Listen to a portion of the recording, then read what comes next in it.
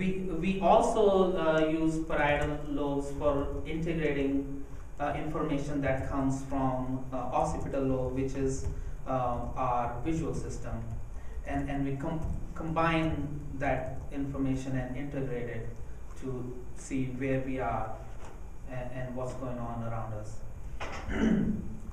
Left parietal lobe is main functioning is naming and short-term verbal memory, and right parietal lobes is spatial perception. Again, it is also it helps when we look at surroundings. So knowing where this keyboard is in relation to this monitor. So understanding the place of things in space in relative to other things in space. So that also helps in spatial navigation, aiming movement. Many things when we do, we don't even realize. I move my hand and I press the button here, and it's very simple. But patients which have damage in parietal area because of stroke or tumor or something, it is very difficult for them to aim where they are moving their hand. And it's also important for non-verbal information. The occipital lobe, as I said earlier, it's important for processing of visual information. So starting from just seeing horizontal and vertical lines, going up to integrating the visual information.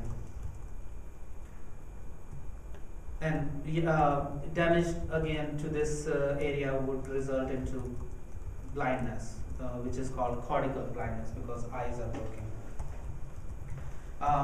The other effects of the loss could be movement, loss of movement perception, loss of color perception also, and visual agnosia. Visual agnosia is not being able to recognize things. There's a very famous book called The Man Who Took His Wife for a Hat. So that's again because of the occipital lobe. So frontal lobes are essentially executive system. The executive system of our whole brain is located in frontal lobes. So they are involved in everything. They are also involved in planning and integrating. They are involved in memory. They are involved in sequencing of things. They are involved in inhibition, being appropriate in social situation. I'm not taking off my shirt right now. Ooh, I know you're like that.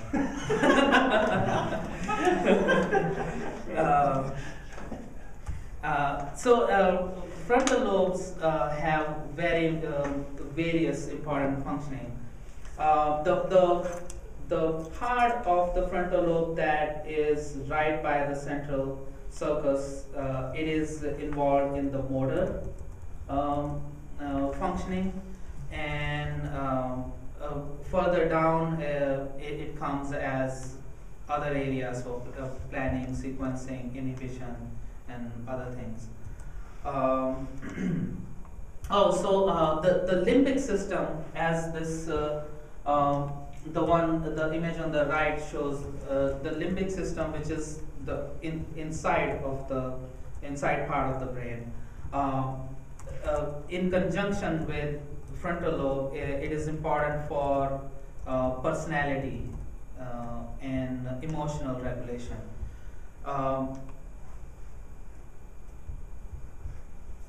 One important area that is coming up in meditation research these days is insula. Insula has very diverse functioning in our life, but it is very important for our bodily perception. Not only just motor control and just perception, where we are, but it is also important in self awareness. A recent study done on just concept of self, and it uses this area activation in this area.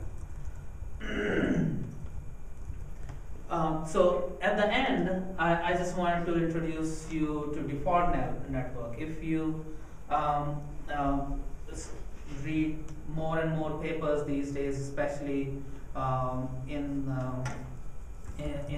area where meditation research is combined with the understanding of self, this concept of default network comes up over and over again.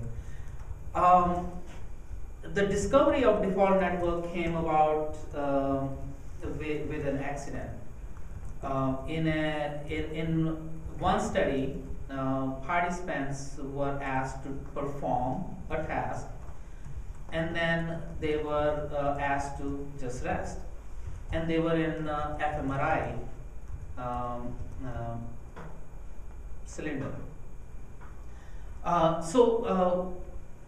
Normally, the way fMRI studies are done, people are asked to do one task and asked to do another different task, and then the neuroscientists subtract the functioning of the brain from one task to another task and see what area of the brain is working for this particular task when everything else is same.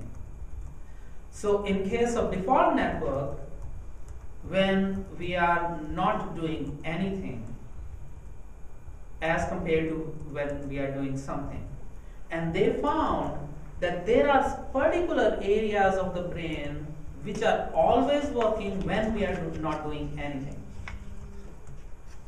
And these areas of the brain, they call them as default network.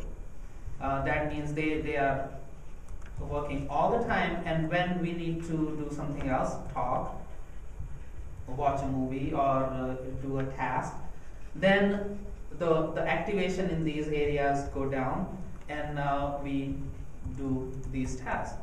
And these areas are mainly medial section of the prefrontal cortex, and again within this medial section, posterior cingulate, also lateral parietal cortex.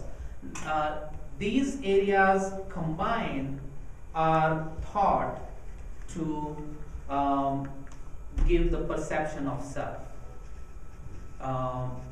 When we are thinking about ourselves, and just hey Adam, how do you have any idea of how the default network functions? Yeah, how do you explain that? So the way